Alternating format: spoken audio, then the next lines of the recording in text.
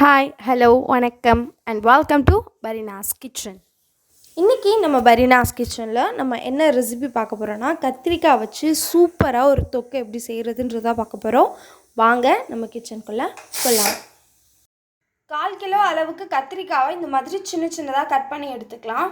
அடுத்து ஒரு கடாயில் 2லேருந்து 3 டேபிள் ஸ்பூன் அளவுக்கு எண்ணெய் நம்ம சேர்த்துக்கலாம்.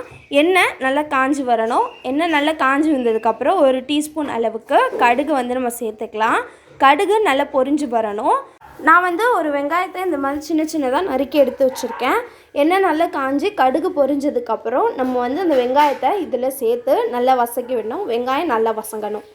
அடுத்து இந்த மாதிரி ஒரு லெமன் சைஸ் அளவுக்கு புளியை எடுத்து நம்ம ஊற வச்சு எடுத்துக்கலாம். வெங்காயம் எல்லாம் நல்லா வதங்கி வந்துட்டுருக்கோம். இந்த டைமில் நம்ம கட் பண்ணி வச்சுருந்தா அந்த கத்திரிக்காவை இதில் சேர்த்துட்டு தேவையான அளவுக்கு உப்பு சேர்த்துக்கலாம். அடுத்து இது கூட 1/4 டீஸ்பூன் அளவுக்கு மஞ்சள் தூள், 1/2 டீஸ்பூன் அளவுக்கு மிளகாய் தூள் சேர்த்துட்டு நம்ம இதை நல்லா மிக்ஸ் பண்ணி விட்டுடலாம்.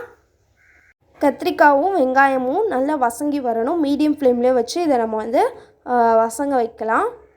கத்திரிக்காயெல்லாம் வெங்காயத்தோட நல்லா வதங்கி வந்ததுக்கப்புறமா இது கூட 2 தக்காளியை நான் சின்ன சின்னதாக கட் பண்ணி வச்சுருக்கேன். அதை நம்ம சேர்த்துடலாம். சேர்த்துட்டு நல்லா நம்ம மிக்ஸ் பண்ணி விடணும். இந்த கத்திரிக்காயோட தக்காளி சேர்ந்து நல்லா தக்காளி மசிஞ்சு வரணும். இது கூட 1 டீஸ்பூன் அளவுக்கு நம்ம குழம்பு மசாலா தூள் சேர்த்துக்கலாம். இதை நல்லா மிக்ஸ் பண்ணி விட்டுட்டு மீடியம் ஃப்ளேமில் நம்ம வச்சிடலாம். தக்காளியெல்லாம் நல்லா மசிஞ்சு வந்துருச்சு. இந்த டைமில் நம்ம புளி தண்ணி சேர்த்துக்கலாம். நமக்கு தேவையான அளவுக்கு புளி நம்ம சேர்த்துக்கலாம். தக்காளியிலே புளிப்பு இருக்கும், அதனால் நம்ம புளி தண்ணியை பார்த்து சேர்த்துக்கலாம். உங்களுக்கு தேவையான அளவுக்கு புளிப்பு நீங்கள் சேர்த்தா போதும்.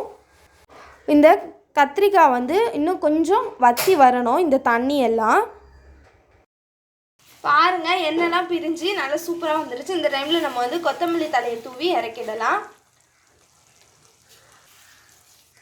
பாருங்கள், நம்மளோட கத்திரிக்காய் தொக்குலாம் சூப்பராக ரெடி ஆகிடுச்சு. நீங்களும் இந்த ரெசிபி உங்கள் வீட்டில் ட்ரை பண்ணி பாருங்கள். அடுத்த ஒரு நல்ல வீடியோவில் உங்களை சந்திக்கிறேன். See you, Tata, bye bye.